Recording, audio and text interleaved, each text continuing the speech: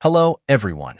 I'm here with a new tutorial video on germplasm, plant introduction, and acclimatization. Join me till the end and remember to subscribe. Let's begin with the introduction. What is germplasm and its significance in plant breeding? Germplasm is essentially a genetic resource encompassing the entire genetic material available for a given species. It focuses on the range of genetic diversity within or outside the species and its use in crop improvement. Genetic variability in a crop species signifies the potential for enhancement. For instance, if a crop variety is affected by a disease over time, breeders may need to access wild relatives to identify resistance genes for developing a new resistant variety. Without germplasm variability, enhancing it becomes challenging. Germplasm diversity can be enhanced using two main approaches. First, through the introduction, and second, through the collection, if you have variability or diversity in that specific crop. The other important point is the classification of germplasm. Generally, germplasm can be categorized as cultivated germplasm and wild germplasm depending on the state of their domestication. If you want to know more about domestication, you can reference my previous video. The next discussion will focus on the genetic makeup present in germplasm. 1. Landraces, primitive varieties which has evolved over centuries through both natural and artificial selection. Major improvement done by farmers. 2. Obsolete varieties, developed by systematic breeding effort, were commercially cultivated, but are no more grown. They may be popular at one time but now replaced by improved varieties. 3. Varieties in cultivation. These are recently released varieties. 4. Breeding lines are lines/populations developed in breeding program, have narrow genetic base, and also have valuable gene combination. 5. Wild forms and wild relatives, and both are wild family but have differences. For example, wild form are wild species from which crop species were directly derived, while wild relatives include all other species, which are related to the crop species by descent during their evolution. They are much more difficult to hybridization with crops than are the wild forms. The other important point we will try to see is the gene pool concept. Before jumping to discussion about gene pool, let's first discuss some important related points. A gene is a portion of DNA or RNA that encodes for a specific molecular cell product. Physical characteristics and the genetic makeup of creatures belonging to the same species are determined by genes, which are typically passed down from generation to generation. Therefore, organisms belonging to the same species share comparable traits in terms of personality, structure, and function. A population is a collection of individuals belonging to the same species. One or more populations with interbreedable members may exist within a species. When members of the same species breed, genes are passed on to the progeny, resulting in variation. The gene pool affects how these genes are distributed among a population. All the genes in a population are referred to as the gene pool. Within a gene pool, genes that are abundantly present are more prevalent in the subsequent generation. Some genes greatly influence the natural selection and evolution of individuals within a population.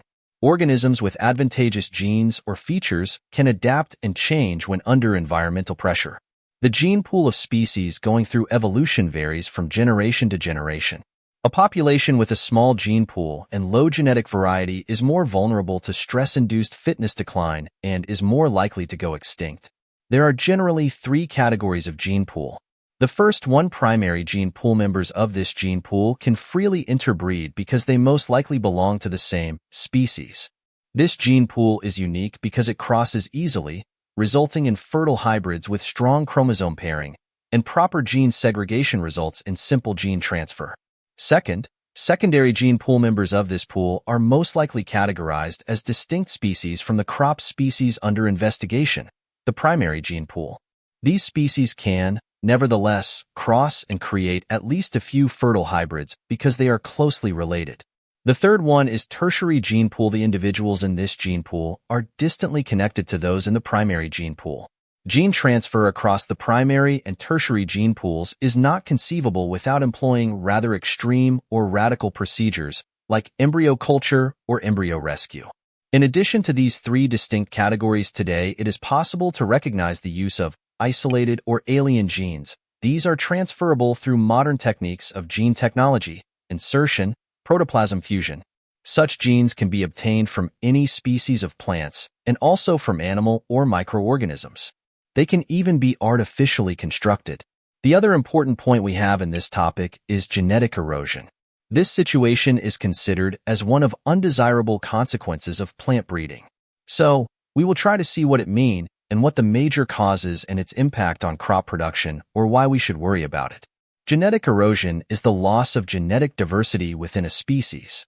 It can happen very quickly due to catastrophic events or changes in land use leading to habitat loss. But it can also occur more gradually and remain unnoticed for a long time. In general, the gradual loss of variability in the cultivated forms and in their wild relatives is referred to as genetic erosion. Causes for genetic erosion are 1. Replacement of local varieties by modern varieties. 2. Practicing monoculturing. 3.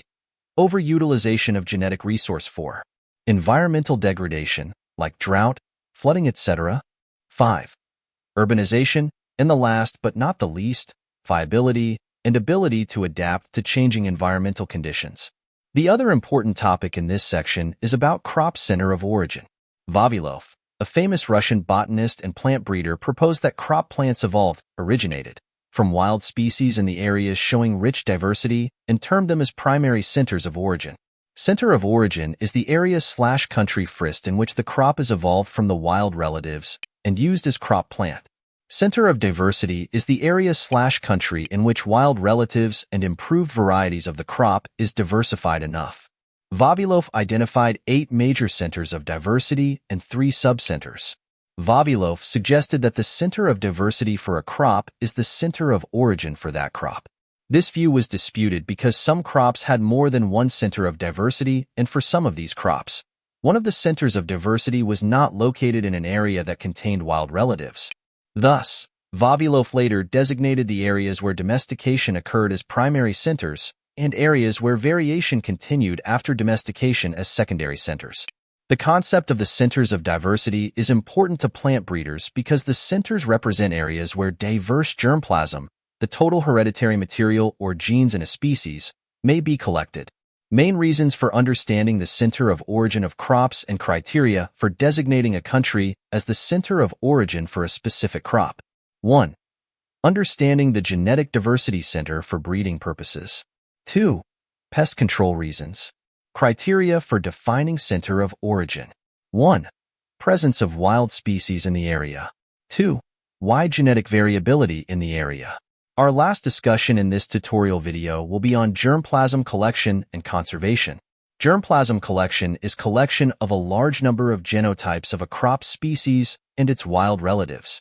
They are also known as gene banks or world collections when they are large enough to include genotypes from all over the world. Germplasm collections furnish the richest sources of variability, and crop improvement entirely depends on the availability of this variability. Collection and conservation of genetic resources is the central pillar of crop improvement. The International Board for Plant Genetic Resources, IBPGR, is greatly concerned with this issue, and it coordinates germplasm collection, conservation, and utilization activities throughout the world.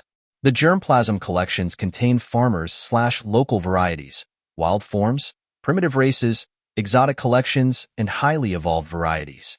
There are 3 kinds of genetic resources conservation schemes. 1. Ex situ conservation. 2. In situ conservation. 3. In vitro conservation and cryopreservation. Let's explore the formal procedure of genetic conservation by gene banks. The initial step is collection or introduction. Introductions serve various purposes such as introducing new crops, varieties, gene sources, protecting them from pest outbreaks, and preserving aesthetic values. This phase may also involve activities like plant quarantine, passport data, and accession numbers. Next is the step of characterization. This phase utilizes a range of crop information, tools, and techniques, which can be morphological, cytological, chemical, or molecular. Subsequently, we move to the third step, documentation, which encompasses herbarial samples, written records, and electronic documentation. The final step is maintenance. That concludes today's video. I trust you found valuable information in it. Stay tuned for more tutorial videos. Until next time, goodbye.